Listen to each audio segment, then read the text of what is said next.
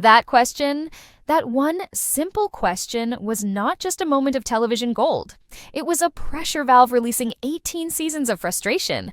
It was the crack in the dam, the moment a queen in a plural marriage finally realized she was being treated like a court jester. What does the nanny do? The official story is that it was a moment of hypocrisy, a squabble over COVID rules. But here at Brown Family Breakdown, we know the truth is never that simple. The nanny wasn't just a source of conflict. She was a symptom of a much deeper disease within the Brown family. She was the living, breathing proof that for years, there haven't been 4 sister wives. There has been one queen, 3 subjects, and a king who enforces her decrees. The nanny scandal isn't about a babysitter. It's about a secret infrastructure of privilege, a system of rules designed for everyone but the rulers. It is the Rosetta Stone that deciphers the entire collapse of this family. Tonight, in part 1 of our investigation, we are going to expose what Kody and Robyn were really hiding. And it's so much worse than simple hypocrisy. We will prove that the nanny was a key employee in Robyn Inc., a private enterprise dedicated to one thing: maintaining Queen Robyn's comfort and control at the expense of everyone else. All right, this is one of the most requested topics we've ever had, and we are going all the way. If you are tired of the gaslighting, if you saw Christine's pain and knew it was real, and if you are ready to finally get the answer to her question, then help me send a message. Hit that like button right now. It tells the algorithm that the truth matters. And if you're not already part of the Breakdown crew, subscribe and smash that notification bell, because what we reveal at the end of this video will set the stage for part 2, and you will not want to be left behind. Okay, to understand the crime, you first have to understand the law. And in the Brown family during the pandemic, the law was absolute. The law was Kody. The year is 2020. The world is gripped by fear and uncertainty. For the Brown family, already fractured and spread across a vast, unbuilt piece of land in Flagstaff, the pandemic was not a unifying event. It was the perfect excuse for a dictator to build his walls higher. Kody Brown, a man who for years struggled to control his 4 distinct households, suddenly had the ultimate weapon: a public health crisis. He drafted a set of rules, a manifesto of control that he presented to his family not as a suggestion, but as gospel. Let's review these laws, shall we? Wipe down your mail with alcohol wipes. Wipe down your groceries, either with wipes or let them sit for hours. Change your clothes after going out in public. No visiting friends, no public gatherings, no movie theaters. Only 2 households can socialize if both are following the rules perfectly. On the surface, some of these might seem reasonable for the time, but in practice, they were a loyalty test, a tool of division. The rules created an impossible choice for Janelle and Christine. Janelle had adult sons, Garrison and Gabe, who had jobs and social lives. They couldn't or wouldn't live like monks. For Kody, this was an unforgivable sin. He accused his own sons of treason for daring to live their lives. He withheld his presence from them and their mother as punishment. Christine had children traveling to see their fiancés or other family. This, too, was a violation. Her entire household was blacklisted. Kody, their husband and father, refused to enter their homes. He abandoned them emotionally and physically, all under the guise of safety. But this safety was selective. Because while his sons were forbidden from seeing their girlfriends and his daughters were shunned for traveling, Kody himself was the biggest vector of all, moving between the households that were compliant. The compliant households being Mary's, where he didn't actually live, and Robyn's. Essentially, he created a system where he could exclusively live a monogamous life with Robyn, and he used a global pandemic as his hall pass. He wasn't protecting the family, he was protecting his access to his favorite wife. And just when you thought the hypocrisy couldn't get any more blatant, the Browns dropped a bombshell that exposed the entire charade as a lie. The scene is a socially distanced conversation on the porch. Christine confronts Kody. She is at her breaking point. She has been a single mother, a teacher, a cook, a maid, all while being denied the presence of her husband. And she has just learned a devastating fact. Let the gravity of that sink in. Isabel, his own daughter, who was about to undergo major, painful back surgery, was not allowed to see her siblings for comfort. Gabe was forbidden from seeing his father. But a hired employee, a stranger, was granted full access to the inner sanctum of Kody and Robyn's home. Now watch Kody's reaction. This is the reaction of a man caught in a lie. Look at that. No empathy, no understanding, just pure defensive anger. He sputters. He deflects. He can't give a straight answer. He knows he's been caught. He knows the logic doesn't track. He knows this is the checkmate move from Christine. The existence of the nanny proves that the protocols were never about health. They were about control. There was an approved list of people allowed inside the bubble, and Kody's own children were not on it. A paid employee was. This single fact delegitimized his entire reign of terror. It was the moment Christine and the entire audience saw the man behind the curtain. He wasn't a patriarch protecting his family. He was a fraud, protecting his comfort. But what was the official excuse for this glaring, unforgivable loophole? The reasons they gave are almost as insulting as the act itself. When you're caught in a lie, you have two options: confess or double down with more lies. Kody and Robyn chose to double down. Over the course of the season, they presented a series of feeble justifications for the nanny. Let's put them on trial. This is, without a doubt, the most insulting excuse they could have possibly offered. Yes, they had 2 young children, but let's look at the history of this family. Christine raised 6 children, often acting as the primary homemaker for all 12 of the original kids, while Kody was off working or courting a new wife. Janelle raised 6 children while also working full-time outside the home for much of their lives. These women were matriarchs who ran chaotic, sprawling households with little to no outside help. They did it for decades. And we are supposed to believe that Robyn, with 2 young children, and 2 teenage children and 1 adult son also living at home to help, is so uniquely overwhelmed that she requires professional, paid assistance during a global lockdown. It's an insult to the labor and sacrifice of every other woman in that family. It paints Robyn as a fragile damsel in distress, a narrative she has carefully cultivated for over a decade. A pathetic and deeply insulting lie. Excuse number 2, the nanny follows the rules. This was Kody's primary defense on camera. The nanny was allowed in the bubble because she agreed to abide by his sacred protocols. So, let me get this straight. You're telling me that this nanny was willing to completely isolate herself, wipe down her mail, sanitize her groceries, and have no other human contact, just so she could come over and help with 2 children who already have 3 other adult-age siblings and 2 parents in the house? More importantly, why was this offer not extended to his own family? Why couldn't Garrison or Gabe follow the rules and see their father? Why wasn't a system created for Isabel to see her siblings? The answer is simple. The rules were not a health protocol. They were an excuse. The nanny, following the rules, was just the convenient alibi they used to justify her presence. Her job was deemed more essential than Kody's relationship with his own children. It reveals a chilling truth.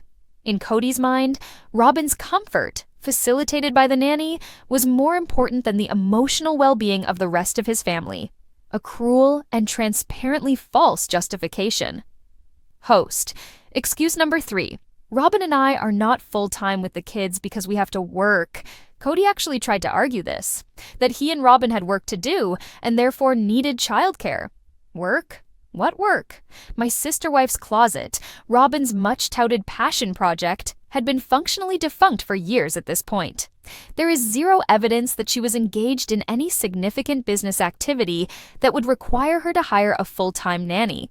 Kody's work seemed to consist entirely of driving his pickup truck around Coyote Pass and filming confessionals where he complained about his wives. The idea that they were a power couple duo, too busy with their careers to manage their own children, is laughable. It's a fantasy, a delusion they created to justify a level of privilege the other wives could only dream of, an outright, easily disproven fabrication. So if the official excuses are all lies, it brings us back to that one haunting question, the one Christine asked, the one we are here to answer. The nanny was not there for childcare. That was the cover story. Her real job was far more important. She was there to ensure the seamless, effortless functioning of Robyn Inc. Let's break down her real duties based on a logical analysis of the family's needs and behaviors. The house manager and personal assistant. Robyn has spent her entire tenure on the show cultivating an image of being overwhelmed. It's her brand. The nanny's primary role was likely to manage the household, so Robyn never had to break a sweat. This includes cooking, cleaning, laundry, and organizing. All the domestic labor that Christine and Janelle performed for decades without complaint. The nanny allowed Robyn to perform the role of mom without having to do the exhausting work of motherhood. Real job number 2, the COVID-safe courier. Think about the rules. Wipe down groceries, sanitize mail. Don't go to stores unless absolutely necessary. Who do you think was actually doing that tedious, time-consuming work? The nanny. She was the designated errand runner. She was the one going to the grocery store, waiting in lines, and then spending an hour sanitizing everything before it entered the pristine bubble of Robyn's mansion. She was the one handling the Amazon packages. She was a human shield, a buffer between the queen and the contaminated outside world. This allowed Kody and Robyn to maintain the illusion of following the protocols while outsourcing all the inconvenient labor to a paid employee. Real job number 3, the gatekeeper. This is the most crucial role. The nanny wasn't just working for Robyn. She was working for Kody, too. Her presence reinforced the wall between Kody and the rest of the family. Imagine you're Janelle or Christine. You want to see Kody. You're told you can't because you're not following the rules. Meanwhile, you know that every day a non-family member is walking right through the front door of the home where your husband lives. It sends a clear message. This person is more important than you. This person's access is prioritized over your own. The nanny becomes a symbol of your exclusion. She is the gatekeeper to the castle, and you are the peasant outside the walls. So the nanny was a house manager, a courier, and a gatekeeper. This alone is a damning indictment of the hypocrisy and privilege at the heart of the Brown family. But we promised you this was worse than you think. And there is one more piece to this puzzle, a key fact that Kody and Robyn conveniently forgot to mention on the show. A detail so significant, it changes the entire nature of this scandal. They didn't just hire a nanny, they hired a family. That's right. The nanny, Mindy Jessop, is the daughter of Robyn's stepsister, who is the daughter of her stepfather, David Preston Jessop. She is Robyn's blood relative through marriage. This was not an arm's-length transaction with a neutral third-party professional. This was nepotism. This was keeping it in the family. They didn't just hire a nanny, they hired a trusted lieutenant, someone who was already loyal to Robyn's branch of the family. And that is where we have to stop, for now. The fact that the nanny is a relative blows the official story to pieces. It proves this was never about finding qualified childcare. It was about installing a trusted ally inside the castle walls. And it raises a whole new set of questions. Why did they hide this on the show? Was the nanny being paid from family funds that were supposed to be shared among all the wives? What work was she really doing for Robyn that required such secrecy and a bond of family loyalty? We left you with a bombshell. The nanny wasn't a stranger, she wasn't a neutral, vetted professional. She was family. Robyn Brown's family. A trusted relative installed inside the most fortified home on Coyote Pass during a time of unprecedented isolation. Tonight, we will finish this. We pull on that single thread, the family connection, and unravel the entire conspiracy. Why did they hide her identity from the viewers? Where did the money to pay her come from? And what was her true, ultimate purpose? Welcome back to Brown Family Breakdown. The secrets of the nanny scandal are about to be exposed, and the truth is a betrayal far deeper than you ever imagined. Hiring a family isn't just nepotism. In the world of the Browns, it's a strategic move, a power play. By hiring her own stepniece, Mindy Jessop, Robyn wasn't just getting a babysitter. She was installing a loyalist. She was building a fortress. Let's be clear about the context. The Brown family was, at this point, in a Cold War. Christine and Janelle's factions versus Robyn's faction, with Mary in a neutral, powerless territory. Trust was non-existent. Every home was its own sovereign nation. By bringing in Jessop, Robyn bypassed the broken Brown family trust network entirely. She didn't have to worry about a nanny from the outside world seeing the dysfunction, the arguments, the truth behind the TLC curtain. She didn't have to worry about this employee developing sympathies for the other wives. Mindy was not a Brown. Her loyalty wasn't to the principle of polygamy or to the family as a whole. Her loyalty was presumably to her Aunt Robyn. She wasn't an employee of the Brown family. She was an employee of Robyn Inc. And why did they hide this from the audience? The answer is obvious. Because it shatters the illusion. Their entire brand is built on the lie that we are all one family. Admitting that Robyn hired her own relative as a personal house manager while Kody's other wives were forbidden from even seeing him proves what we've all known for years. It is not one family. It is Kody and Robyn's family, and everyone else is just a supporting character on their show. They hid it because it was indefensible. They hid it because it was the ultimate proof of their separatism. But the secrecy around her identity pales in comparison to the secrecy around her paycheck. For years, the Browns operated under a financial principle they called the family pot.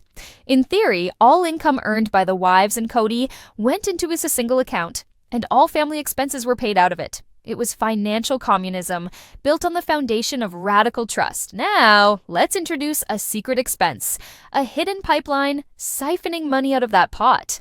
We have to ask the hard question: who paid the nanny? Given Kody and Robyn's documented history of lavish spending and financial mismanagement, it is highly improbable they paid her out of their own personal, separate funds they likely didn't have.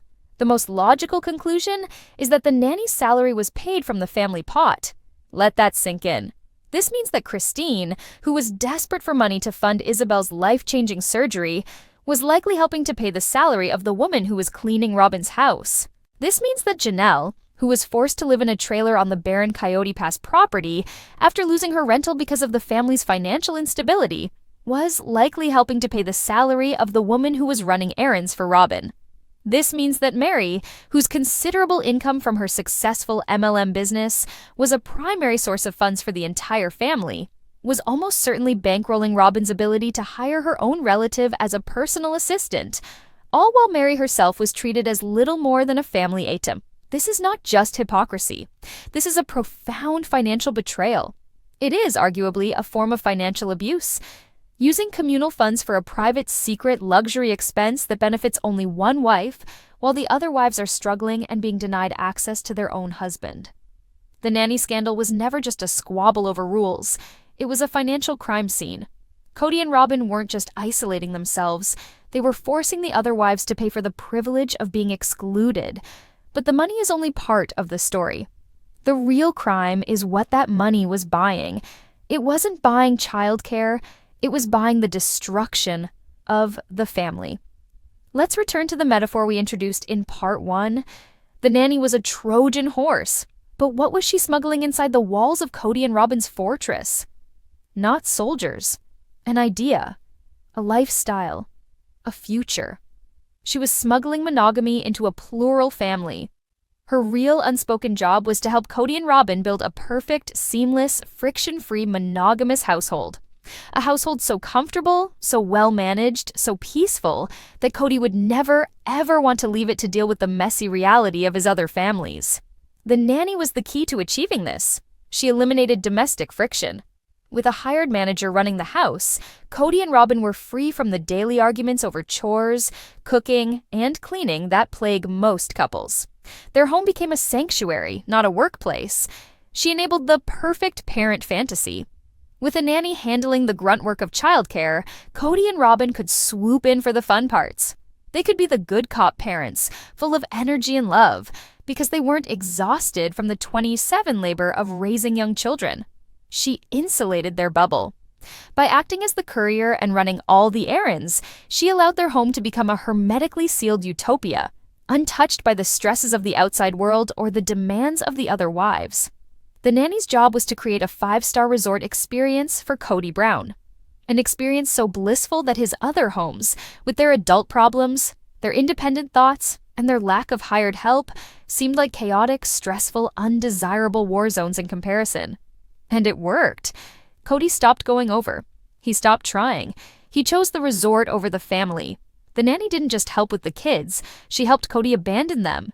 She was an accessory to the emotional and psychological dissolution of the Brown family, which leads us to our final, horrifying conclusion, the true answer to Christine's question. So, what does the nanny do? The nanny dismantles your family. The nanny provides the infrastructure for your husband to live a monogamous life, paid for with your money.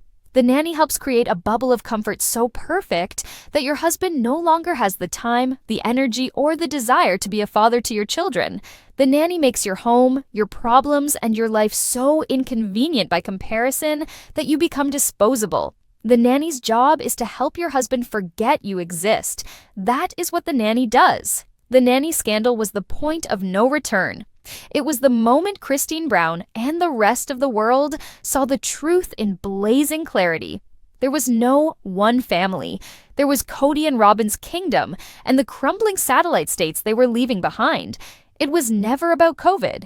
It was never about childcare. It was about power, privilege, and a profound betrayal that was both financial and emotional. Robyn hired her own family, likely with communal money, to build a new life for her and Kody. A life that had no room for Christine, Janelle, or Mary. Christine's simple, frustrated question, "What does the nanny do?" wasn't just a question. It was an accusation. It was the spark that lit the fuse. And, in the end, it was the question that burned the entire polygamous charade to the ground. She didn't get an answer from Kody, so she found her own. She packed her bags, left Arizona, and reclaimed her life. The nanny didn't just break the rules, she broke the family. And Kody and Robyn handed her the hammer. Thank you for joining us for this deep dive investigation. The truth matters. If you agree, the single most important thing you can do is like this video and share it. Make sure this story is heard. And if you haven't already, subscribe to Brown Family Breakdown and hit the notification bell. There are more secrets buried on Coyote Pass, and we're not done digging.